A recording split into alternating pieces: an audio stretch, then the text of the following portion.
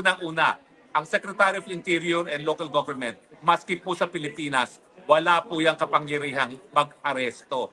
Ang pag-aaresto ay nasa kamay lamang ng mga alagad ng batas. Yan po ang PNP at yan po ang National Bureau of Investigation. Pati po ang Armed Forces of the Philippines, wala po yung karapatan mag-aresto kung hindi ang aarestuhin ay mga military personnel. Yan po ay gawain ng military police. So kung sa Pilipinas, walang kapangyarihan ang isang Secretary of Interior and Local Government na mag-aresto, paano pa kaya sa ibang bansa?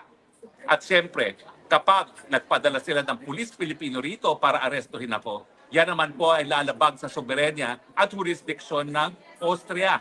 Dahil yan nga po ay exclusive. Hindi po pwede ang mga dayuhang pulis gumagampa ng kanilang katungkulan sa labas ng Pilipinas. So, malinaw po, kapag si John Vic Remulla mismo ang mag-supervise ng pag-aaresto ko, illegal dahil wala naman siya kapangyarihan na mag-aresto mismo sa Pilipinas at lalong-lalo na dito sa Austria. Pangalawa, kung mga pulis Pilipino ang aaresto sa akin, illegal. Yan po ay paglabag sa soberenya at jurisdiksyon ng Austria. Pangatlo, kapag sapilitan nila akong inaresto at isinakay sa eroplano, yan po ay kidnapping. Sa tingin ko, nung kinidnap nila si Tatay Digong dyan sa Villamor, nagawa nila yan kasi silang nakaposisyon. Hindi po nila magagawa dito yan sa Austria dahil hindi naman nila kontrolado ang airport. Hihingin at hihingin ang aking passport, ang aking travel documents bago ko masapilitang maisakay ng eroplano. At sa tingin ko, hindi naman nila itatangkayan dito sa Austria dahil napakakapal naman nila kung sa tingin nila na yung ginawa nila kay Tatay Digong sa Villamor, kaya nilang gawin dito sa Europe. So sa tingin ko, imposible.